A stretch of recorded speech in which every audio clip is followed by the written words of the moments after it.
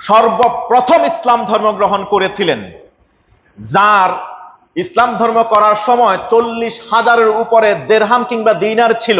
মতানৈক্য আছে, যখন তিনি হিজরত করে মদিনায় যান তখন 4,000 দিনার কিংবা দেরহাম ছিল না তার সাথে। সব কৃতদাসকে কেনে আজাদ করে দিয়েছিলেন আর তারা ইসলাম ধর্ম গ্রহণ করেছিলেন। এর মধ্যে আবু বকর সিদ্দিক রাদিয়াল্লাহু তাআলা আনহুর কেনা গোলামের মধ্যে আছে বিলাল ইবনে রাবাহ রাদিয়াল্লাহু তাআলা আনহু সহ অনেকেই।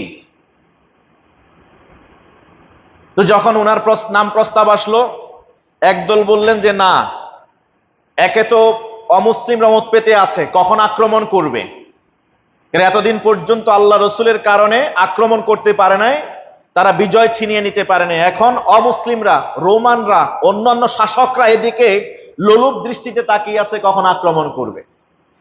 যদি আবু বকর রাদিয়াল্লাহু তাআলার মতো এরকম নরম দিলওয়ালা মানুষকে নেতৃত্ব দেওয়া হয় তাহলে ইসলামের পরাজয় নিশ্চিত, কারণ তিনি গরম না। এই জায়গায় হয় সাদ ইবনে আবি ওয়াক্কাসকে দিতে হবে অথবা ওমর ইবনুল খাত্তাব রাদিয়াল্লাহু তাআলা আনহুকে দিতে হবে। সুবহানাল্লাহ বলেন। কিন্তু আল্লাহ তাআলা কৌশল মনোনীত করলেন কাকে? আবু বকর সিদ্দিক রাদিয়াল্লাহু তাআলা আনহুকে। ওমর ইবনুল খাত্তাব রাদিয়াল্লাহু তাআলা এরপরে তিনিও প্রথমে দ্বিধাগ্রস্ত ছিলেন যে আবু বকর তো নরম দিলের মানুষ, সফট হার্টেড মানুষ, উনাকে দিয়ে কি আর এইরকম চলবে নাকি? তো যখন দেখা গেল যে না, প্রথম যারা যাকাত দিতে অস্বীকার করলো, যে যাকাত তো আমরা নবী মুহাম্মদ সাল্লাল্লাহু আলাইহি ওয়াসাল্লামকে দিয়েছি, তিনি তো এখন ইন্তেকাল করেছেন, এখন আর দেওয়ার দরকার নাই। তখন যে তিনি বললেন ওয়াল্লাহি লা উকাতিলান্না, আল্লাহর কসম করে বলছি আমি যুদ্ধ ঘোষণা করব, যুদ্ধ পরিচালনা করব তাদের বিরুদ্ধে যারা বিশ্ব নবী সাল্লাল্লাহু আলাইহি ওয়াসাল্লামের আমলে যাকাত তো দিতই উট হিসেবে।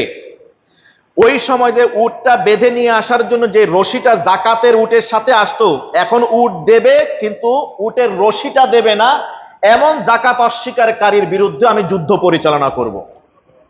ওমর রাদিয়াল্লাহু তাআলা যদিও বাধা দিয়েছিলেন, পরে আল্লাহ তাআলা তার অন্তরের মধ্যে ইলহাম দিলেন যে না, আবু বকর সিদ্দিক রাদিয়াল্লাহু তাআলা আনহু যে সিদ্ধান্ত নিয়েছিলেন, আল্লাহ তাআলা নিজেই আবু বকরের এই বক্ষটাকে তিনি প্রশস্ত করে দিয়েছিলেন। সুবহানাল্লাহ।